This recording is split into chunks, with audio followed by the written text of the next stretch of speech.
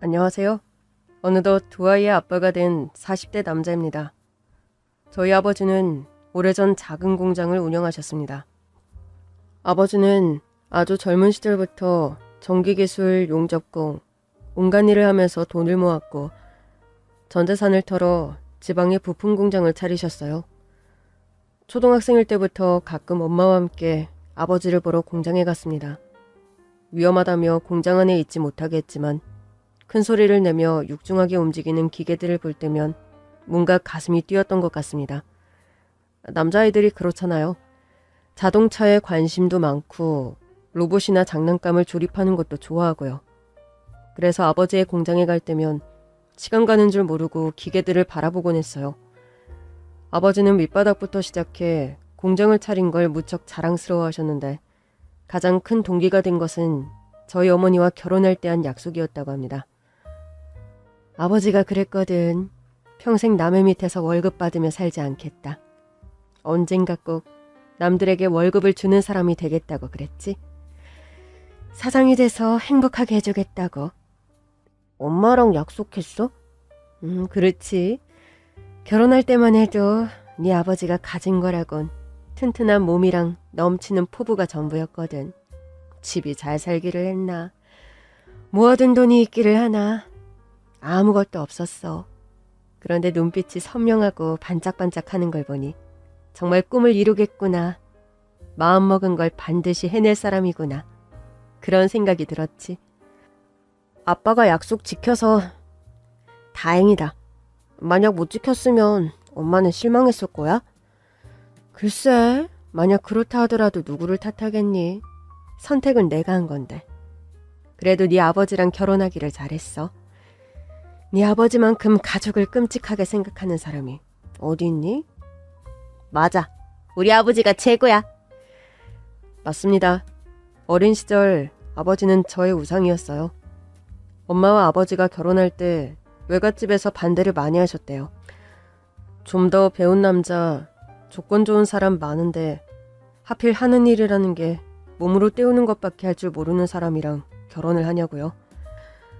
엄마는 그 반대를 무릅쓰고 아버지와 결혼을 했고 아버지는 그렇게 자신을 믿어준 엄마를 생각하며 열심히 일을 하셨대요.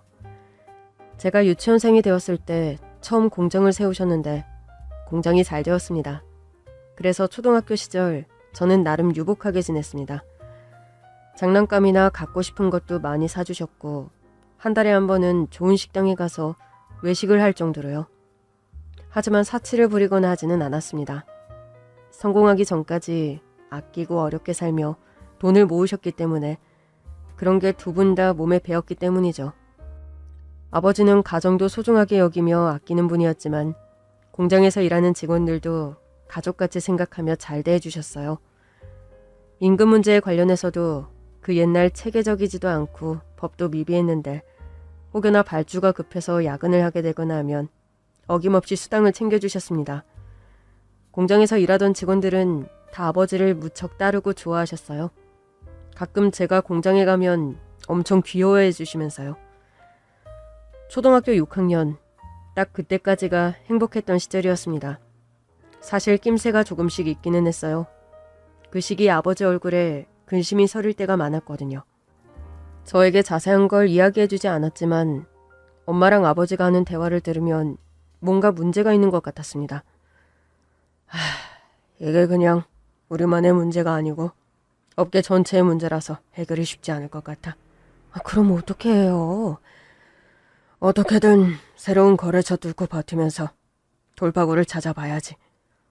여보, 운영은 이대로 해도 되는 거예요? 지난달 대금도 못 받았는데 직원들 월급은 그대로고 계속 이렇게 되면 어떻게 해야 할지. 나 하나 믿고 초창기부터 함께한 사람들도 있는데 어떻게 나가라는 소리를 하겠어? 내가 못 가져가는 한이 있어도 버티는 동안 직원들 월급은 줘야지. 새로운 거래처를 뚫기 위해 온갖 곳을 다니셨던 아버지. 그전까지 일절 외박 같은 게 거의 없었는데 전국을 돌아다니느라 집에 못 들어오실 때가 많았습니다. 그러나 업계 전반이 침체기였습니다. 이미 제작한 완성품은 발주가 안 되어 고스란히 재고로 쌓여갔고 이미 납품한 물건들의 대금은 계속 밀리기 시작하고 그 상황에서 1년을 넘게 버텼거든요. 정말 어쩔 수 없이 직원들을 조금 내보내야 했지만 데리고 있는 분들에게는 밀리지 않고 월급을 주면서요. 돌파구를 찾으려 갖은 노력을 했지만 한번 무너진 이후 다시 일어서기가 쉽지 않았습니다. 제가 중학교 3학년이었을 때 결국 아버지의 공장은 문을 닫게 됐어요. 문을 닫기 전 다시금 재기를 해보려고 빚을 얻은 상황이었거든요. 집기를 헐값에 처분하게 되고 공장 철거에 드는 비용, 부지도 대출이 끼어 있었고 순식간에 상황은 최악을 맞이하게 되었습니다. 마치 도미노처럼요. 하나의 블록이 쓰러졌을 뿐인데 연달아 모든 블록이 쓰러지는 상황이었죠. 마지막 정리를 할 때까지도 직원들 임금을 주셨는데 문을 닫고 그분들을 내보내게 되며 아버지는 많이 우셨습니다. 미안한 마음이 크다고요. 그때 저희 집은 이사를 가게 됐어요. 원래 살던 집을 팔고 집 한 돈은 빚 갚는 데에 보탰고 완전 쓰러져 갈 것 같은 집. 양철 지붕을 대충 올린 허술하고 낡은 집으로 이사를 갔습니다. 태어나서 아버지가 그렇게 힘들어한 걸 본 적이 없었거든요. 죄책감과 자괴감을 심하게 느끼셨어요. 여보, 내가 미안해. 내가 한심하고 내가 못나서 당신한테 이 고생을 시키네. 나 정말 당신한테 한 약속 지키려고 했는데. 당신 약속 지켰어. 이건 그 이후의 일이고. 아니야. 평생 행복하게 해준다고 했는데 이제 어떻게 해야 할지 모르겠어. 앞이 캄캄한 것 같아. 엄마는 어떻게든 아버지를 위로하고 보듬으려 하셨거든요. 실패할 수도 있지. 그 실패로부터 배운다고 하잖아. 당신 다시 일어날 수 있어. 밑바닥부터 시작한 사람이잖아. 하지만 저는 그때 그게 어렵다는 생각을 했어요. 처음에 밑바닥부터 시작했지만 이제 다시 시작한다면 저 지하 동굴에서부터 시작을 해야 했으니까요. 친가도 외가도 그런 상황에서 물질적으로 도움을 줄 상황이 전혀 못 되었습니다. 어떻게든 빚을 해결하고 살아보려고 했는데 빚을 못 갚고 밀리게 되자 인내심을 잃은 빚쟁이들이 집으로 찾아와 행패를 부리기 시작했어요. 학교 갔다가 집에 돌아왔는데 마당에 온갖 살림집기가 나뒹굴며 엉망이 되어 있고 머리채를 잡혔는지 머리가 산발이 된 엄마가 바닥에 주저앉아 울고 있었습니다. 엄마 괜찮아요? 영준이 왔구나. 누가 이랬어? 어떤 놈들이 이랬어? 엄마를 일으켜 세워 방에 모시고 어질러진 집기들을 치웠습니다. 아버지는 집을 비운 상태였고요. 그런데 빚쟁이들의 방문은 한 번에서 끝나질 않았어요. 한 달에 한 번꼴로 찾아왔고 저는 학교에 가 있을 동안에도 혹시나 빚쟁이들이 찾아왔을까 마음을 졸이며 보냈습니다. 그런 일이 계속되자 아버지는 결단을 내리셨어요. 더 이상 가족들을 괴롭히게 둘 수 없다고 하셨죠. 여보, 그래도 이러면 안 돼요. 가족이 같이 있어야지. 내가 같이 사는 걸 알면 계속 찾아올 거야. 당신이랑 영준이한테 너무 위험해. 아니, 안 갚겠다는 것도 아니고 조금씩 갚겠다고 하는데. 내가 책임져야지. 당신이랑 영준이는 아무 잘못 없어. 내가 처리할게. 어쨌든 당분간은 따로 지내는 게 좋겠어, 여보. 미안해. 아버지, 어디로 가시는 거예요? 아버지가 나중에 연락할게. 영준아, 미안하다. 엄마 말씀 잘 듣고 건강하고 우리 나중에 꼭 다시 보자. 꼭. 달랑 가방 하나만 꾸려서 급하게 집을 나간 아버지. 그리고 그게 아버지의 마지막 모습이었습니다. 아버지가 집을 떠난 뒤 빚쟁이들은 더 이상 집으로 찾아오지 않았어요. 그때 엄마와 저는 이게 잠시뿐인 이별일 거라고, 모든 게 해결되면 다시 아버지가 집으로 돌아오고 가족이 함께 살 거라고 굳게 믿었거든요.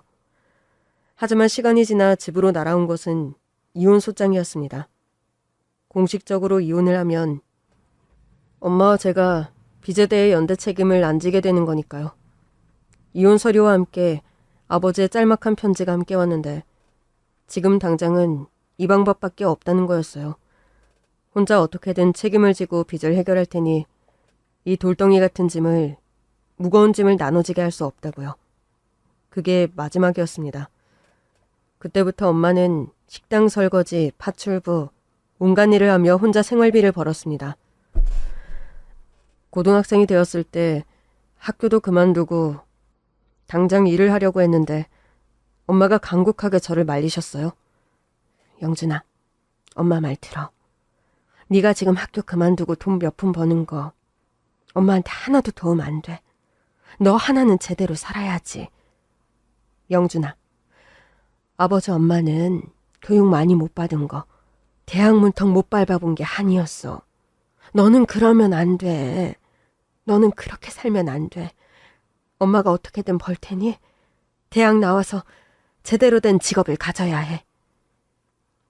그렇게 어머니는 저를 위해 전적으로 희생을 하셨고 저는 마음을 잡고 공부에 집중을 했습니다. 그리고 대학에 가게 되었어요. 1학년을 마친 뒤 군대를 가야 해서 학교를 휴학했습니다. 그런데 입대를 앞두고 나니 문득 아버지 생각이 나더라고요. 서류로는 엄마와 이혼을 했지만 그게 정말 빚 때문이었고 아버지도 당시 그게 최선이라고 생각했기 때문에 그런 거니까 이제 시간이 지났으니 어느 정도 해결이 되었을까, 어떻게 지내고 계실까 궁금하고 그리운 마음에 아버지를 찾아뵈야겠다고 생각을 했습니다. 동사무소에 가서 증명서를 떼었고 거기 기록된 주소로 찾아갔거든요. 엄마한테는 말도 안 하고 혼자 갔습니다. 중학교 때 이후 아버지를 처음 만나는 거라 떨리기도 하고 긴장도 되었어요. 우리가 원래 살던 곳이랑 완전 멀리 있는 지역에 있는 걸로 확인이 되었거든요. 기차를 타고 버스를 타고 찾아간 곳은 허름하고 낡은 건물에 있는 지하 단칸방이었습니다. 아버지 이름을 부르며 문을 두드리는데 안에서 아무 소리도 안 들리고 조용하더라고요. 그때 옆집에 있는 분이 소리를 듣고 나오셨어요. 거기 아무도 안 살아. 네? 여기 이영식 씨 집 아닌가요? 이름은 모르겠고 남자 하나가 살았는데 그게 오래됐지. 지금은 아무도 안 살아. 여기 없다고요? 그렇다니까. 사실 몇 번 본 적이 없어.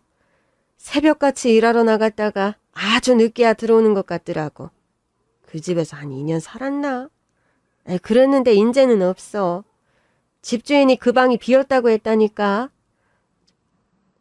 혹시 어디로 갔는지 아시나요? 나야 모르지. 그 사람이 말을 한 것도 아닌데. 말수도 별로 없었고 조용조용한 양반이었어. 그 문 앞에 쌓여있는 잡동사니 그걸 두고 간 것 같은데 뭐 단서라도 될 만한 게 있나 찾아보든가. 이웃 어르신의 말을 듣고 쌓여있는 물건들을 봤는데 이렇다 할 건 없었습니다. 망가진 자전거 바퀴, 찢어지고 밑창이 다다른 운동화 한 짝, 곰팡이가 핀 이불. 그게 전부였어요.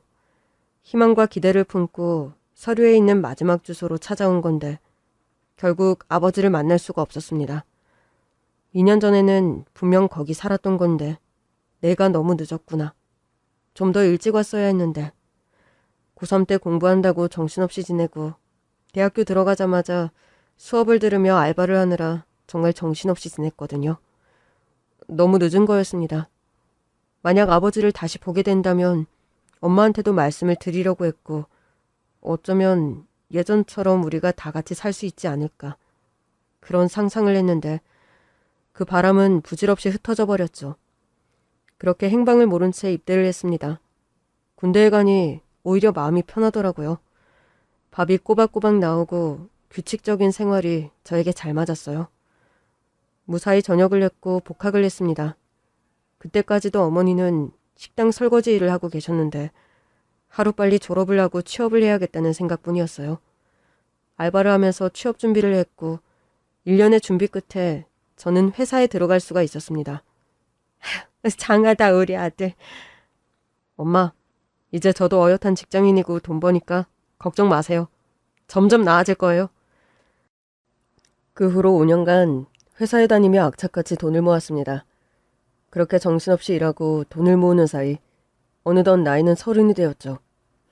그때까지 제대로 된 연애 한번 못 해봤거든요. 짧은 만남은 있었지만 워낙 집 사정이 그렇고 마음의 여유가 없다 보니 잘 안 되더라고요. 그런데 당시 같은 회사에 다니던 친한 입사 동기가 저한테 꼭 소개시켜주고 싶은 사람이 있다는 거예요. 야, 너도 이제 30이야. 결혼 생각하면 슬슬 사람도 만나고 해야지. 평생 혼자 살 거 아니잖아. 결혼이라 내가 결혼 같은 거 할 수 있을까? 네가 뭐가 부족해서 그러냐? 번듯한 직장 다니지, 얼굴 훤칠하지, 마음 착하지. 내가 웬만해서는 이런 말 잘 안 하는데 몇 년간 지켜본 너는 진국이다, 진국. 남자가 봐도 괜찮은 녀석이라니까. 그리고 그런 너한테 딱 어울리는 여자가 있어. 내 동생의 친구인데 진짜 괜찮은 여자야. 직업도 공무원이다. 엄청 안정적이잖아. 나이도 너보다 2살 어리고. 딱이지? 야, 이렇게까지 말하는데 한번 만나보긴 해라. 같은 회사 직원이었지만 입사 때부터 쭉 같이 다닌 터라 거의 친구처럼 지내는 동기였거든요. 사실 집안도 별 볼 일 없고 가진 것도 많이 없는 저를 괜찮은 사람이라고 생각해준 게 고마워서 그 친구를 봐서 소개를 받기로 했습니다. 그리고 소개받는 당일 사실 큰 기대 없이 나갔는데 멀리서 걸어오는 그 여자를 본 순간 저는 한눈에 반하고 말았어요. 왜 그런 건지 무엇 때문인지 뭔가 설명을 할 수는 없었는데 아마도 내가 평생을 꿈꿔온 이상형이 있다면 그게 바로 저 여자구나. 그 여자가 걸어오는 걸 보는데 본능적으로 그런 느낌이 들었거든요. 긴장이 하나도 안 되는데 갑자기 심장이 떨리더라고요. 단아한 외모, 차분한 말투, 서글서글한 미소. 정말 100% 제 이상형에 가까운 여자였습니다. 그리고 대화를 나누는데 처음 만난 사람이랑 보내는 시간이 이렇게 편안할 수 있을까 하는 생각이 들 정도로 너무 잘 통하는 거예요. 화려하게 꾸미는 스타일도 아니었고 오히려 소박한 이미지였는데 왜 동기 녀석이 꼭 만나보라고 했는지 저랑 잘 어울린다고 했는지 알 것 같았어요. 첫 소개팅 이후 바로 애프터 신청을 했고 그 여자분도 제가 나쁘지 않았는지 수락을 했습니다. 그렇게 나이 30이 되어 처음으로 하게 된 진지한 연애. 그 사람으로 인해 세상이 완전 다르게 보였어요. 뭐랄까, 그냥 모든 게 아름답게 보이더라고요. 저는 그 여자에게 아주 단단히 빠져버렸습니다. 우리는 1년을 만났고 사계절을 함께 보낸 저는 이 여자와 평생을 함께하고 싶다는 생각을 했습니다. 그즈음 우리는 서로에 대해 깊은 이야기를 나눴거든요. 사실 여자도 저만큼이나 순탄하지 않은 삶을 살아왔더라고요. 가슴 아픈 이야기였는데 어릴 때 사고로 부모님을 일찍 여인 뒤 할머니 손에 자랐다고 했습니다. 초등학생일 때부터 여자친구를 키워준 할머니는 몇 년 전 세상을 떠나셨다고 했어요. 사실 부모님에 대한 기억은 이제 거의 안 나거든. 너무 어렸을 때라서. 그때부터 내 세상은 할머니가 전부였어. 할머니가 안 계셨다면 지금의 나는 없었을 거야. 그래도 돌아가시기 전에 나 공무원 됐다고 그 모습을 보게 됐다며 엄청 기뻐하셨거든. 편안히 가셨어. 그리고 가실 때 곁을 지켜드릴 수 있었고. 지금 생각해도 그게 너무 다행이라고 생각해. 알뜰하고 꼼꼼한 성격의 여자친구. 일찍이 공무원이 되어 할머니를 모시며 착실하게 돈을 모으며 살아온 여자였습니다. 저도 직장 생활을 오래하며 돈을 모아두었고 청약 통장도 꾸준히 유지하고 있었거든요. 시작은 그냥 작게 하더라도 언젠가 아이도 낳고 당첨되면 내 집 마련도 하고 여자친구를 만나면서 처음으로 보통 사람들이 생각하는 목표, 꿈을 갖게 되었어요. 여자친구에게 진심 어린 청혼을 했고 여자친구는 흔쾌하게 제 청혼을 받아주었습니다. 이후 어머니께 말씀을 드렸고 여자친구가 저희 어머니께 인사를 하러 오게 되었어요. 어서 와요. 영준이한테 이야기 많이 들었어요. 안녕하세요. 김선주라고 합니다. 말로 들었던 것보다 너무 단아하고 고운 아가씨네요. 우리 영준이가 단단히 반한 이유가 있었네. 깍듯하고 예의 바른 모습, 그리고 차분한 여자친구의 모습에 엄마도 몹시 흡족해 하셨어요. 편안하고 즐거운 저녁 식사를 한 뒤 여자친구를 데려다주고 집으로 돌아왔는데 어머니가 궁금한 게 많은지 목을 빼고 저를 기다리고 계셨습니다. 어디서 저런 아가씨를 다 만났어? 너무 괜찮다. 그치 엄마? 나도 신기해. 회사 동기 여동생의 친구거든. 동기 녀석이 계속 만나보라고 했는데 사실 처음엔 별 생각이 없었어. 1년을 만났다고? 네. 사람을 알려면 적어도 사계절은 같이 보내봐야 한다는 말이 있잖아요. 만나는 동안 싸운 적도 없고? 한 번도요. 나도 정말 이렇게 잘 맞는 사람이 있구나 신기할 정도였어요. 그리고 전에 말씀드렸죠? 선주 고생 많이 하면서 살았다고. 그래, 할머님 손에서 자랐다고 네가 지난번에 이야기했지. 할머님은 같이 사시는 거니? 딸처럼 키운 손녀딸인데 결혼하면 혼자 지내셔야 하잖아. 설마 할머님을 모시고 살아야 하거나 그런 거 아니지? 아니에요. 손주 키워주신 할머니는 몇 년 전에 돌아가셨대요. 어머, 그래? 그럼 정말 가족이 아무도 없는 거네. 맞아요. 결혼하면 내가 가족이 되는 거죠. 뭐 일반하는 건 아닌데 보통 어린 시절 힘들고 불우하면 잘못된 길로 엇나가고 그런 경우가 많잖아요. 근데 선주는 아니에요. 할머니가 온갖 고생하며 선주 키웠고 선주도 할머니께서 고생하시는 거 알아서 철이 엄청 일찍 들었대요. 형편이 어려워서 대학은 못 갔지만 일찍 공무원 시험 준비해서 합격하고 사회생활은 오히려 저보다 일찍 시작했어요. 그러게 어릴 때 고생하며 자란 것도 너랑 비슷하구나. 그러고 보면 정말 둘이 잘 맞네. 우리 아들도 중학생 때인데 한창 반항도 하고 그럴 나이에 엄마 속 한번 안 상하게 하고 엄마 지켜준다는 생각만 했지. 아유, 우리 아들. 착한 우리 아들. 근데 영준아, 아유, 그냥 네가 내 아들이니까 엄마로서는 좀 그렇다. 뭐가요? 아니, 너 번듯한 회사 다니고 월급도 많이 버는데 좀 더 안정적이게 시작하면 좋잖아. 사실 이 근래에 엄마한테도 아들 장가 갔냐, 선볼 생각 없냐 아줌마들이 물어보긴 했는데. 엄마, 그런 생각을 다 했어요? 아니, 내가 뭐 엄청 대단한 것도 아니고 그냥 회사 잘 다닌다는 거 말고는 별 볼 일 없는데 무슨 생각을 하는 거예요? 엄마, 그거 다 욕심이에요. 안다 알아. 왜 이리 갑자기 속물적으로 생각을 하는지.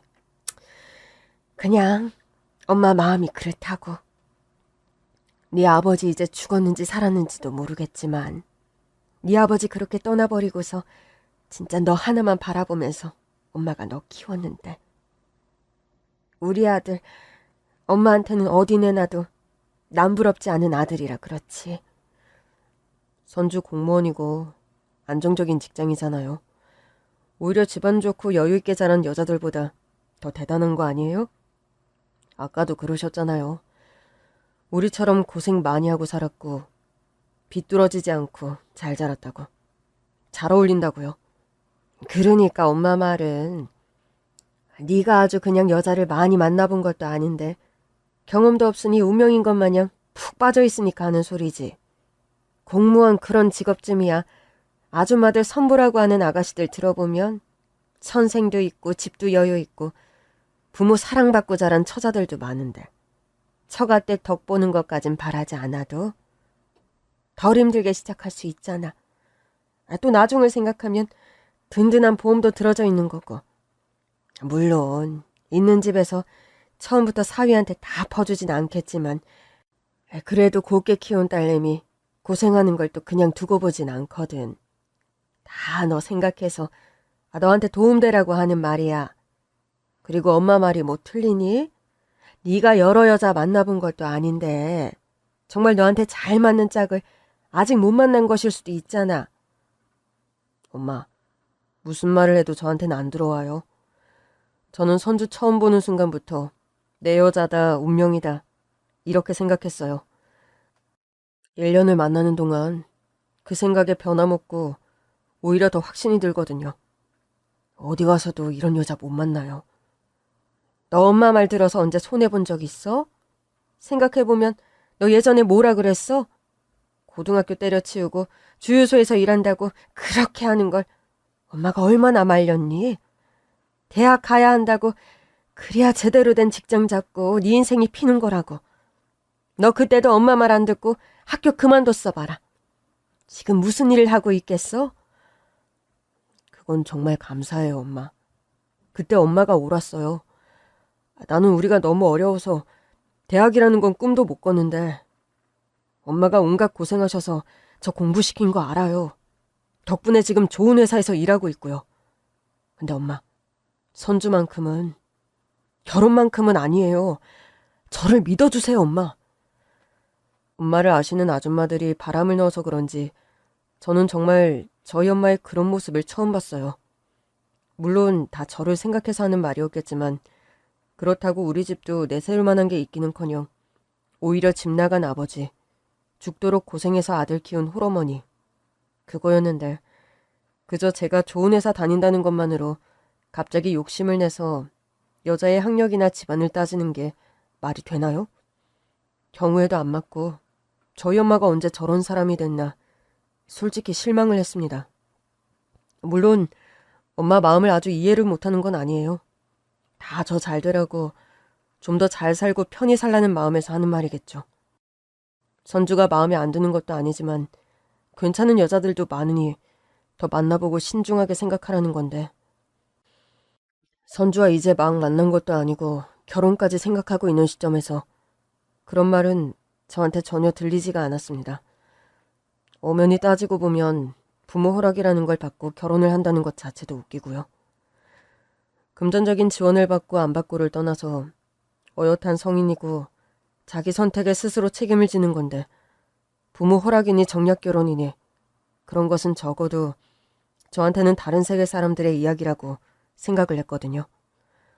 엄마가 그런 태도를 보이니 반항심이 드는 건지 뭔지 더 결혼을 해야겠다는 마음이 확고해졌습니다. 여자친구 집에는 따로 인사드릴 사람이 없어서 상견례도 생략했고 식도 그냥 간소하게 치르기로 했어요. 아주 소수로 가까운 지인들만 모시고 결혼 서약을 하는 자리로 생각을 했죠. 결혼 준비를 시작하니 할 게 정말 많더라고요. 제일 먼저 집을 알아보러 다녔고 혼수도 틈틈이 보러 다니고 짬을 내서 천천히 준비를 시작하고 있었습니다. 이제 예비 아내가 된 선주. 결혼하고 선주 하나만큼은 행복하게 해줘야지. 그런 결심을 하니 책임감도 느껴지고 실감이 나더라고요. 그러던 어느 날 퇴근 시간이 가까워져 오는데 어머니한테 전화가 계속 오는 거예요. 무슨 급한 일인가 해서 바로 통화를 했는데 어머니가 상상하지도 못했던 말을 하는 거였습니다. 엄마가 예비 아내가 일하는 직장에 갔다가 말도 안 되는 장면을 보았다고 하더군요. 영준아, 너 마음 단단히 먹어. 그애 보통 아니야. 무슨 말씀이세요? 엄마, 선주 직장에 찾아가셨어요? 언제 집에 오니? 이야기 좀 하자. 정말 이건 아닌 것 같아. 결혼할 예비 아내가 보통이 아니라며 못 볼 것을 봤다고 난리를 치는 어머니. 결혼을 다시 생각해봐야 한다는 어머니의 당부에 혼란스러웠지만 저는 직접 알아보기로 결심을 했죠.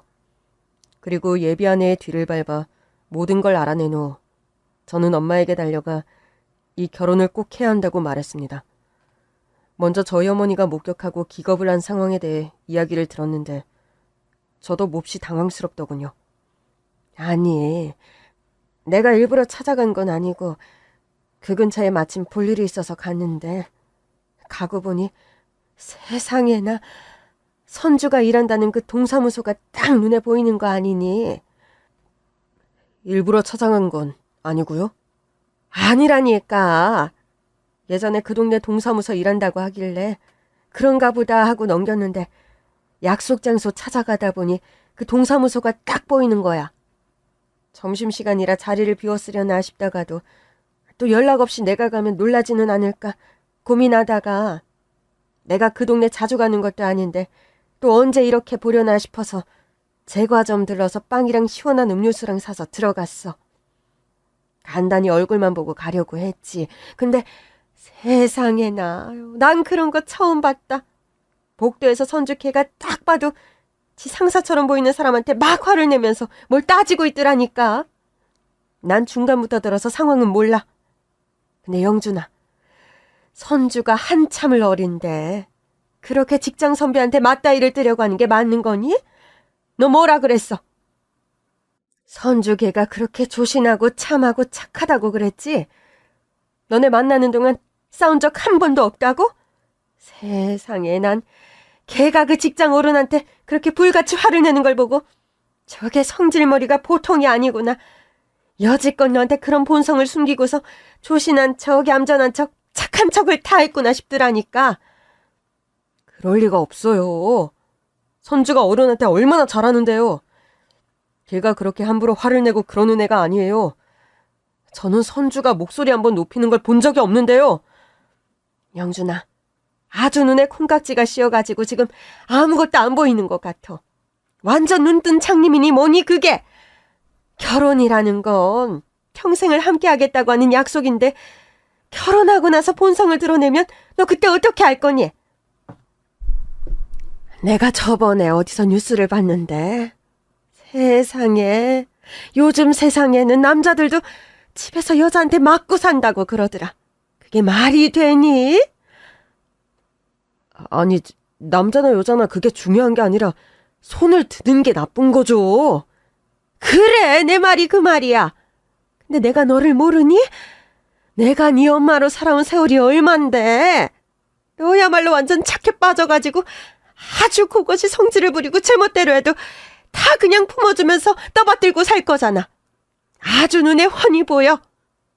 물건 던지고 손 쓰는 거 그걸 처음부터 하는 줄 아니? 원래 목소리부터 높아지고 악수고 고함질러 대고 그것부터 시작하는 거야. 그러다가 지분에 못 이기면 이제 막 던지고 화풀이를 하는 거라니까. 내가 정말 아까 낮에 선주 그런 모습을 보는데 어찌나 길길이 뛰면서 화를 내던지 지 성질머리 감당 못하는 애 같더라.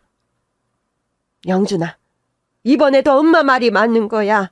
걔 아닌 것 같아.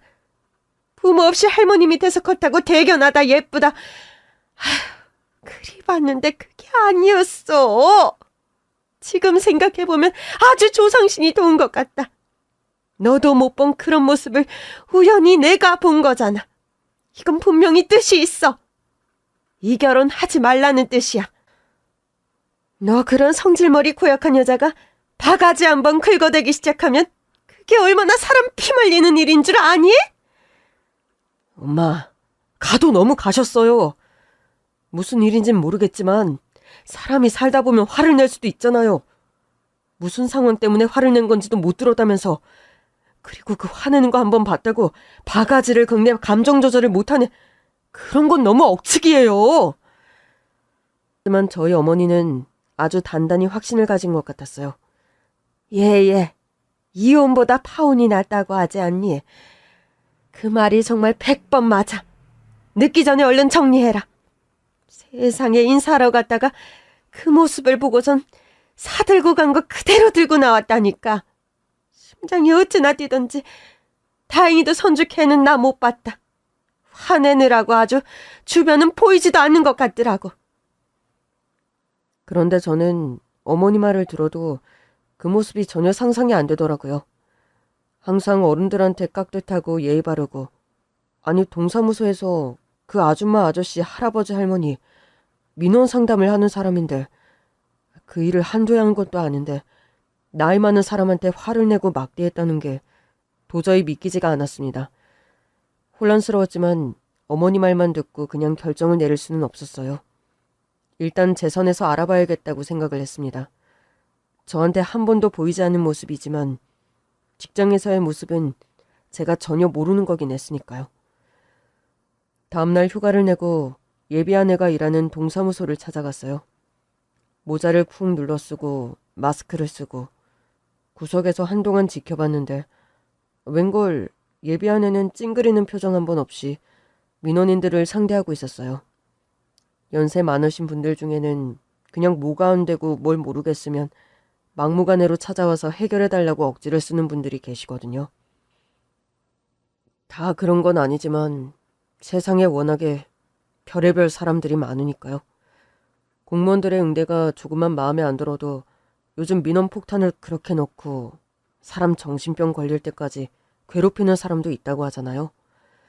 제가 지켜본 날도 어떤 할아버지 한 분이 악다구니를 쓰면서 뭐가 이리 복잡하냐, 또 어딜 갔다 오라는 거냐 성질을 막 부리시는데 예비 아내는 정말 침착하게 그분을 진정시키고 일을 차근차근 해결해 주었습니다.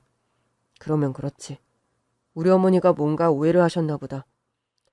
제가 아는 선주는 절대 그런 여자가 아니었어요. 그렇게 되니 몰래 염탐을 하러 온 제 자신이 한심하고 부끄럽게 느껴지더군요. 예비 아내가 잠시 자리를 비운 사이 저도 이제 그만 가야겠다 생각을 하고 나오는데 아내가 화장실 옆에서 청소 근로를 하시는 할머니 손을 꼭 붙잡고 대화를 나누고 있더라고요. 신문지를 펼쳐들고 얼굴을 가린 채 슬쩍 옆을 지나가면서 이야기를 듣게 되었습니다. 나 때문에 그럴 필요 없어. 그 인간이 함부로 막말을 하고 못살게 굴고 무시하는 게 뭐 하루 이틀도 아닌데 괜히 자기까지 지켜가지고 막 어디 전출 가거나 응? 또 뭐 괴롭힘을 당하면 어쩌려고 그래. 하루 이틀이 아닌 게 문제인 거예요. 엄연히 시에서 고용하고 공공근로로 일하시는 우리 할머님을 무슨 자기 아랫사람 대하듯 막말하고 무시하고 트집 잡고 정말 나쁜 거예요. 이거 제가 위에 정식으로 건의할 거예요. 정말 어제는 제가 그 상황을 직접 보고 제정신이 아니었어요. 어떻게 바로 옆에 계시는데 휴지통도 아니고 바닥에다가 쓰레기를 버리고 깨끗하게 치우라는 둥, 늙어서 청소를 제대로 못한다는 둥 그런 막말을 할 수가 있어요? 저 이거 못 참아요. 공무원으로서도 자격이 없고 인성에 문제가 있는 거예요. 아이고, 아서 내 손녀 같아서 하는 말인데 정말 그렇게 나서서 문제 만들지 마. 어쩌겠어, 윗사람인데. 그러다가 선주 씨야말로 억울한 일 당하면 어쩌려고 그래. 나는 괜찮어. 이런 노인네가 더 험한 일 안 하고 여름에 시원하고 겨울에 따뜻한 동사무소에서 청소일이라도 할 수 있는 게 얼마나 고마운 일이야. 너무 속상해요, 정말. 예비 아내는 눈물 흘리고 있었고 청소 할머니께서 그런 아내를 안아주며 달래고 다독이더라고요. 이것 때문이었구나. 어제 그렇게 길길이 화를 냈던 게 저 할머님 때문이었구나. 생각해보니 이해가 되더라고요. 예비 아내는 할머니 손에서 어렵게 자랐다고 했습니다. 예비 아내를 키워준 할머니께서 건물 청소부터 폐지 줍는 일까지 가리는 거 없이 일을 해서 아내를 키웠다고요. 그래서 그런지 그런 노약자, 어르신들에게 함부로 대하는 걸 못 참고 못 보는 모양이었어요. 그때서야 이해가 되었죠. 주말에 데이트를 하면 사실대로 털어놓고 아주 요만큼이라도 의심했던 걸 용서를 구해야겠다 생각을 했습니다. 저녁에 예비 신부에게 전화를 해서 주말에 간만에 맛있는 것 먹자고 신나게 이야기를 했는데 갑자기 급한 일이 있어서 이번 주말에 볼 수가 없다고 하더라고요. 무슨 일인데? 그냥 내가 요즘에 따로 하는 일이 있어서 이제 결혼 준비 더 본격적으로 하면 시간이 없잖아. 동사무소 일이야. 아니 무슨 동사무소에서 주말에 일을 시켜. 주 5일 확실하게 지켜지는 게 공무원인데. 나중에 이야기해줄게. 아무튼 미안. 무슨 일인지 자세히 이야기는 안 해주고 주말에 동사무소 일을 한다고 하니 이해가 안 되었습니다. 근데 저라는 인간, 저도 제가 일이 줏대가 없는 줄 몰랐거든요.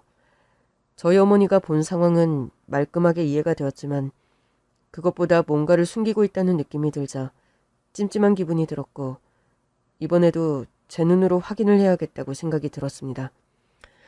토요일 아침 일찍 예비 신부의 집 앞으로 갔는데 10시가 되자 쇼핑백에 한가득 뭘 챙겨서 집에서 나오더라고요. 도대체 어디를 가길래 나한테 말을 안 하고 저 많은 짐을 챙겨서 어디를 가는 거지? 지금 결혼 준비 중인데 얼마나 중요한 일이길래 데이트도 취소하고 어디를 가나. 그 모습을 보니 집 앞에서 예비 신부를 기다리기 잘했다는 생각이 들더군요. 예비 신부는 곧장 집에서 나와 지하철역으로 향하고 있었고 저 역시 조용히 뒤를 밟았습니다. 30분 정도 가서 여기서 내리더라고요. 그런데 그 역은 예비 신부가 일하고 있는 동사무소가 있는 역이었습니다. 동사무소 일이라고 하더니 진짜인가? 토요일이라 문도 안 열었을 텐데 동사무소로 가는 길인가? 무거운 짐을 들고 저리 다니는 걸 보니 괜히 마음도 짠하고 우연히 만난 척 가서 짐을 들어줄까? 이런저런 고민을 했는데 갑자기 나타난 걸 아무래도 이상하게 볼 것 같아서 그러지도 못했어요. 그런데 예비 신부는 동사무소를 그냥 지나쳤어요. 골목골목을 지나 그녀가 향한 곳은 쪽방촌이었습니다. 한여름이라 엄청 더웠는데 골목에서부터 냄새가 나는 것 같고 쪽방촌에 거주하시는 어르신분들은 그냥 길바닥에 앉아서 부채질을 하며 더위를 식히고 계셨습니다. 그리고 예비 신부는 바로 그분들에게 다가가 음료수를 건네며 뭔가 열심히 설명을 하는 겁니다. 대부분 귀 기울여 듣지 않았지만 간곡하게 뭘 부탁하듯 말을 하더라고요. 그러다 어느 한 쪽방집 문을 막 두드리더군요. 어르신, 계세요? 동사무소에서 나왔어요. 잠시만 뵐 수 있을까요? 한참 문을 두드리니 그 안에서 한 남자가 나왔습니다. 더는 몰래 숨어 뒤쫓는 게 아닌 것 같아서 예비 신부에게 다가간 순간 저는 문에서 나온 남자를 보고 그 자리에서 주저앉고 말았습니다. 머리도 하얗게 새고 산발에 수염도 덥수룩했지만 초라한 몰골의 그 남자는 오래전 이별을 한 중학교 때 이후 한 번도 못 본 제 아버지였습니다. 틀림없었어요. 주저앉아 오열을 하는 저를 본 예비 신부가 깜짝 놀라서 저에게 다가왔습니다. 오빠가 여기 어쩐 일이야? 오빠 왜 그래? 왜 울어? 좀 일어나봐. 무슨 일이야? 예비 신부가 저를 일으켜 세웠고 저는 간신히 비틀거리며 걸음을 옮겨 문을 열고 멀뚱멀뚱 서 있는 그 남자에게 다가갔어요. 아버지, 저예요. 저예요, 영준이. 아버지, 누구신지. 저 영준이요. 저 모르시겠어요? 가까이서 보니 더욱 확실해졌습니다. 오래전 빚 때문에 가족들에게 피해를 주기 싫다며 달랑 가방 하나 챙겨 떠난 아버지. 그 아버지가 제 눈앞에 있었습니다. 예비 신부도 그 사람을 붙잡고 아버지라고 부르는 저를 보고 소스라치게 놀란 듯했어요. 아버님이시라고? 그게 정말이야? 그런데 이상한 것은 아버지의 반응이었어요. 저를 전혀 모르는 사람인 양, 처음 보는 사람인 양 눈을 껌뻑껌뻑하며 바라보기만 할 뿐이었죠. 예비 신부는 일단 어르신을 안으로 들여보낸 뒤 저를 부축해서 나왔습니다. 너무 혼란스러운데 일단 진정하고 어디 앉아서 이야기 좀 하자. 예비 신부와 함께 공원으로 향했고 벤치에 앉았어요. 준비가 되면 말을 하라며 차분히 기다려주는 그녀 앞에서 심호흡을 하고 이야기를 했습니다. 분명 우리 아버지가 맞다고. 오래전 빚 때문에 가족을 떠났고 나중에 우리가 빚을 떠안게 될까봐 엄마한테 이혼 서류, 미안하다는 편지를 보내고 자취를 감춘 아버지라고요. 딱 한 번 군대 가기 전에 아버지가 있다는 곳으로 찾아갔지만 그곳에 살고 있지 않았고 그 다음에 서류를 떼어봐도 어디 사는지 알 수가 없어 사실 생사조차도 몰랐던 아버지였다고요. 잠잠히 이야기를 듣던 예비 신부가 저를 꼭 안아주었습니다. 많이 힘들었지. 생사도 몰랐다고 하니 얼마나 힘들었을지. 너는 어떻게 된 거야? 설마 그럴 리가 없어. 우리 아버지인 걸 알았다고? 아버지 성함 한번 이야기한 적이 없는데? 몰랐어. 당연히 몰랐지. 알았으면 내가 아까 그렇게 놀랐겠어? 사실 내가 오늘 데이트도 취소하고 할 일 있다고 한 거, 그게 바로 이거였어. 무슨 일을 하는 거야? 물론 이게 동사무소에서 시켜서 하는 일은 아니야. 그런데 동사무소에서 오래 일을 하다 보니 정말 복지 사각지대에 있는 분이 너무 많다는 생각이 들었어. 기초수급 신청해서 최소 생계비라도 받고 생활을 해야 하는데 그걸 신청하는 방법도 모르시지. 나는 이런 건 정말 동사무소에서 해야 할 일이라고 생각하거든. 찾아가는 복지. 말만 그렇게 하지 그걸 실행을 안 하는 거야. 인력이 부족하다는 이유로 말이야. 근데 정말 내가 일하는 이곳뿐 아니라 가슴 아픈 일이 너무 많은 거야. 생계 어려움으로 안 좋은 선택을 하고 최소한의 도움도 받지 못하고 도움을 구하는 방법도 모른 채 외롭게 떠나시는 분들. 그런 기사 볼 때마다 마음이 아팠거든. 근데 내가 일하는 이 지역에 쪽방촌이 있잖아. 내가 있는 곳에서부터 나부터 해보자. 찾아가는 복지, 나라도 나서서 하자. 그 생각을 했어.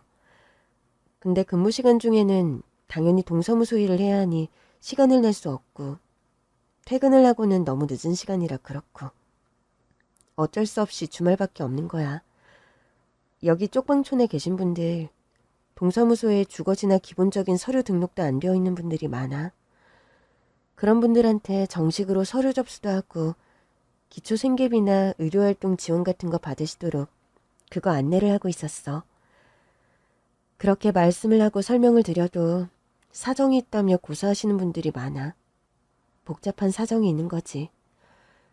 어딘가에 가족들이 있는데 가족한테 못 가고 혼자 사는 사람들. 노숙인 분들 중에 정말 많잖아. 쪽방촌에도 그런 분들이 많아. 하지만 나는 정말 우리가 내는 세금이라는 게, 정부 예산이라는 게 이런 분들한테 쓰이는 게 맞다고 생각해. 당연히 이건 개별적인 활동이라 내 수당이나 이런 거 하나도 못 받지만 주말에 몇 분이라도 만나서 설득을 해보자. 적어도 이런 제도가 있다는 건 알려드리자. 그런 마음으로 시작한 거야. 얼마 되진 않았고 괜히 자기가 걱정할까 봐. 이런 곳 나 혼자 다닌다고. 그래서 내가 미리 말 못했어. 미안. 그런 거였구나.